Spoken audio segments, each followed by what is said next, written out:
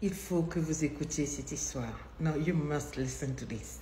Écoutez-moi ça. Alors, je suis une jeune dame. Je suis tombée amoureuse d'un homme. Un homme qui vraiment m'a accompagnée dans tous les rêves de vie. À mon humble avis, il ne travaillait pas vraiment, mais il avait du potentiel. Donc, j'ai choisi d'épouser le potentiel. Vous savez, quand quelqu'un vous démontre ça et là qu'il a des rêves, qu'il a des visions et qu'il va construire des châteaux en Espagne, en Amérique, et que vous serez la queen de sa lune, etc. Bon, il a réussi à m'embarquer dans un rêve qui, vraiment sentait bon au départ. Mais il avait un problème, partout où il déposait ses dossiers de boulot, ça ne marchait pas. Partout où il frappait, il défonçait les portes, ça ne marchait pas. Mais j'étais convaincue qu'il allait forcément réussir un de ces jours. Et ce faisant, je l'ai emmené en maison, je l'ai présenté en famille. Mon père m'a dit, I don't want this man. Je ne veux pas de cet homme. I'm not feeling him. Je ne le sens pas. Je ne pense pas que ça serait l'homme de ta vie. Il ne me semble pas être posé. Quand tu veux avoir une femme, il faudrait déjà que tu montres au moins une patte blanche, un minimum de certaines réalisations, certaines acquisitions pour garantir au père que la fille ne va pas mendier son pain, que la fille n'aura pas faim. J'ai fait la tête à papa et tout et tout. Bref, papa m'a laissé aller. Donc, ça crée quelques petite tension. Maman a essayé d'apaiser papa et j'ai continué avec ma relation. Ce faisant, boum, je suis tombée enceinte. Donc, qu'est-ce qu'il fallait faire? Il fallait vite se marier pour essayer de couvrir ça parce que c'était une disgrâce. Déjà que papa n'était pas chaud pour la relation. Chez nous, dans notre culture, on a ce qu'on appelle la dowry, lobola. Il y a une manière de faire les choses. On envoie des lettres à la famille de la femme, du mari, pardon, pour donner une liste des choses que l'on voudrait que vous emmeniez comme symbole pour remercier la famille d'avoir mis au monde et éduqué cette fille jusqu'à nous la donner. Donc, ce qui fut fait, ils ont envoyé la liste et tout et tout. Chez nous, par décence, on n'ouvre pas tout ce que la famille du mari emmène pendant que la cérémonie, ça se fait après. Donc, on reçoit les cadeaux, on se rassure que tout est là, c'est-à-dire la bonne foi de la famille qui est venue doter, la dot est emballée. Et après, lorsque la famille qui a pris la femme s'en va, la famille reste sur place, on ouvre, on fait le déballage et on fait le partage aux anciens, etc., etc. Et quand on parlait de cette dot-là, mon homme m'a dit vraiment, tu sais que je n'ai pas les moyens. Le but, c'est vrai, c'est de couvrir la grossesse, mais je n'ai pas le moyen de faire la dot. Elle avait une petite entreprise où elle vendait des machines, des imprimantes, de l'encre et tout et tout. Donc, elle s'est dit, bon, ce que je peux faire, comme il a du potentiel, écris-moi ça, du potentiel, je peux lui prêter cet argent. Donc, je vais payer ma dot, mais je sais que lorsqu'il aura l'argent, il va me rembourser. Est-ce que tu es d'accord? Il a dit, pas de problème chérie, toi-même tu me vois là, quand je vais y arriver, je ferai de toi ceci, je rembourserai, je ferai ceci, je vais ajouter des pourcentages, des centuples et des centuples. Donc la famille s'en va, ils ont déposé le lobola, la dory, et ils s'en vont. Et c'est là que ma famille se retourne, on sort la liste de tout ce qu'on a eu à demander, on les a bien reçus, on les a fait manger, ils sont partis contents. Et c'est là que lorsque l'on ouvre, on se rend compte que c'était même ni la moitié ni le tiers. C'est-à-dire que l'argent même de ma dot que j'ai donné à mon chéri pour aller acheter tout ce qu'il fallait acheter pour la dot, il a tapé dedans. C'est à peine le 1/3 de ce qui était de ce qu'on a demandé sur la liste qui était là présentement. Mon père s'est senti insulté, fâché, offusqué. Il a décidé de ne plus me parler. Il n'adressait même plus la parole à cet homme-là. Donc mon père était vraiment, mais vraiment en colère. Mais qu'à cela ne tienne, on a calmé les choses. Mon homme venait de temps en temps à la maison et tout et tout. Mon père a estimé que cet homme n'était pas un homme, il m'avait manqué de respect. La grossesse a avancé et chez nous, une fois l'accouchement proche, la fille doit rentrer en famille chez le père, chez sa mère pour qu'on s'occupe d'elle. C'est ce qui fut fait. Même là, bizarrement, il ne venait pas me rendre visite, mais il m'appelait comme ça, comme ça.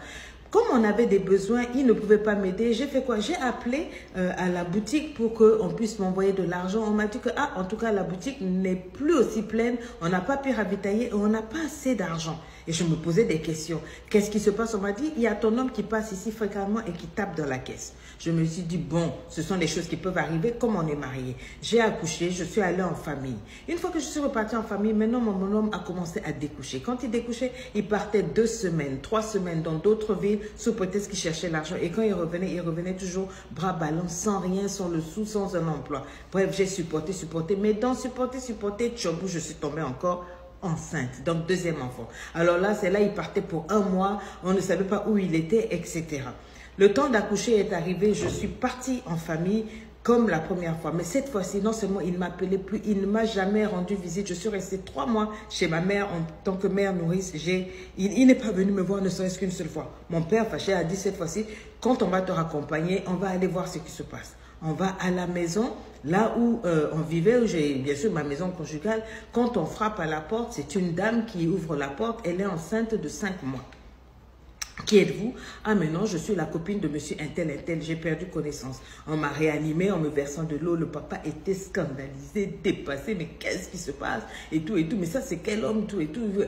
Donc, pendant que sa femme est partie accoucher, lui, il avait mis une autre grossesse. Il avait installé la dame à la maison. La femme dit, mais c'est pas possible. Le papa a pris sur le champ un verre d'eau. Il a déclenché un divorce spirituel et tout. Il a commencé à maudire l'autre. Maintenant, on lui dit, mais il y a plus que ça. Elle appelle à la boutique pour dire, mais moi, j'ai besoin d'argent et tout. On dit, mais il faudrait que vous venez voir. Ils sont allés dans la boutique. Le gars a vidé tout ce qu'il y avait dans la boutique. Et l'argent et tout. Et il a licencié tout le monde. Elle s'est retrouvée sur la paille.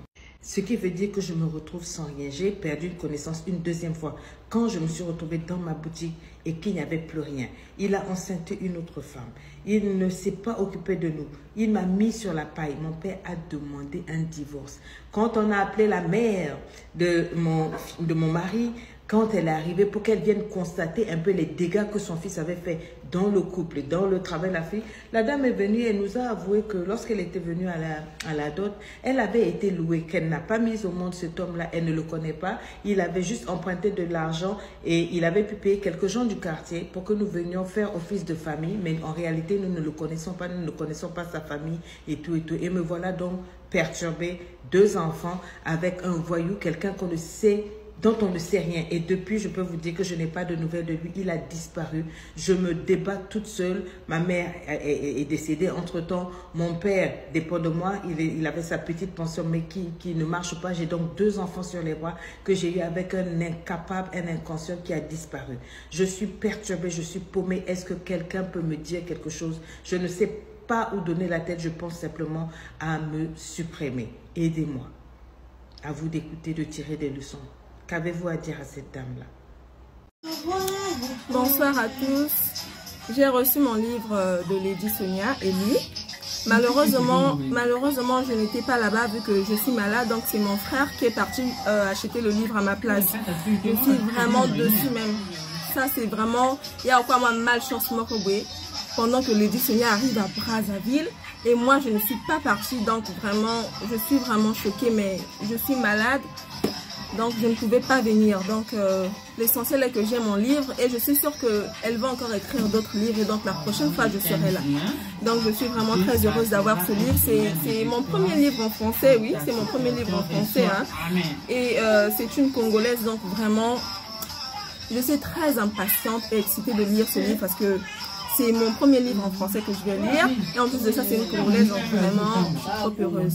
En tout cas, chez nous à la maison, tout le monde est fan de Lady Sonia. Hein. En tout cas, ça c'est la famille de Lady Sonia. Coach, merci coach Lady.